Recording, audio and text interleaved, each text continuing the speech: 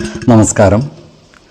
വേദാംഗ ജ്യോതിഷത്തിലെ അമൂല്യമായ അറിവുകളും ആധ്യാത്മിക ജ്ഞാന ഉപദേശങ്ങളും പകർന്നു തരുന്ന പ്രശാന്തം ആസ്ട്രോ ചാനലിലേക്ക് ഏവർക്കും സ്വാഗതം. ഈ ചാനൽ ഇതുവരെയും സബ്സ്ക്രൈബ് ചെയ്യാത്തവർ ഇപ്പോൾ തന്നെ സബ്സ്ക്രൈബ് ചെയ്യുക. നോട്ടിഫിക്കേഷൻ ലഭിക്കുന്നതിനായി ബെൽ ബട്ടൺ അമർത്തുമല്ലോ. ഒപ്പം ചാനൽ ലൈക്ക് ചെയ്യുക, ഷെയർ ചെയ്യുക, കമൻറ്റ് ചെയ്യുക.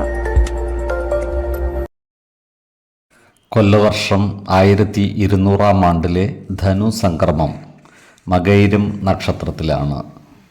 ധനു 1-ാം തീയതിയിലെ ഗ്രഹനില അനുസരിച്ച് മേടം രാശിയിൽ ഗുളികനും, എടവത്തിൽ സർവേശ്വരകാരകനായ വ്യാഴവും, മിഥുനം രാശിയിൽ ചന്ദ്രനും, കർക്കിടകത്തിൽ കുജനും, കന്നിരാശിയിൽ കേതുവും, വൃശ്ചികത്തിൽ ബുധനും, ധനുരാശിയിൽ ആദിത്യനും, മകരത്തിൽ ശുക്രനും, കുംഭം രാശിയിൽ ശനിയും, മീനത്തിൽ രാഹുവും സ്ഥിതി ചെയ്യുന്നു. ഉത്രട്ടാതി നക്ഷത്രത്തിൽ ജനിച്ചവർക്ക് ധനുമാസം ഗുണഫലങ്ങൾ കൂടിയിരിക്കും.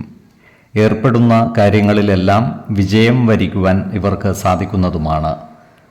കർമ്മരംഗത്ത് ഇവരുടെ പേരും പ്രശസ്തിയും വർദ്ധിക്കുന്നതുമാണ്.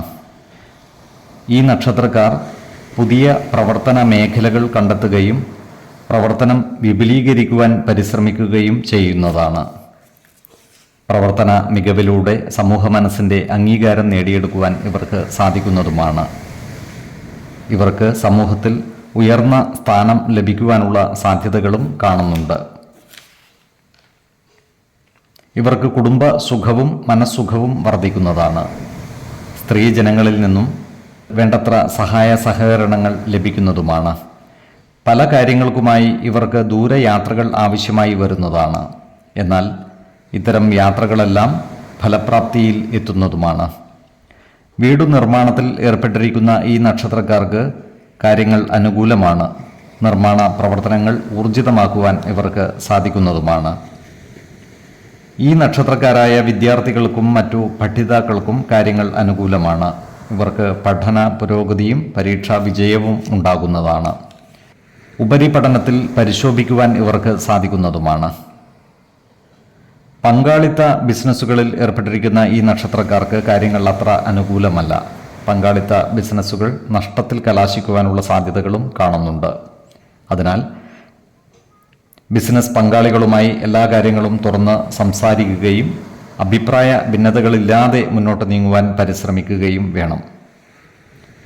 ആരോഗ്യ കാര്യങ്ങളിലും ഈ നക്ഷത്രക്കാർ ഒരു പ്രത്യേക ശ്രദ്ധ പുലർത്തുന്നത് ഗുണകരമായിരിക്കും.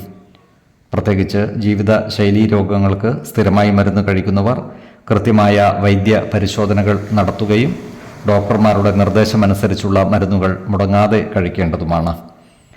4, 12, 24 തീയതികൾ അനുകൂലമാണ്.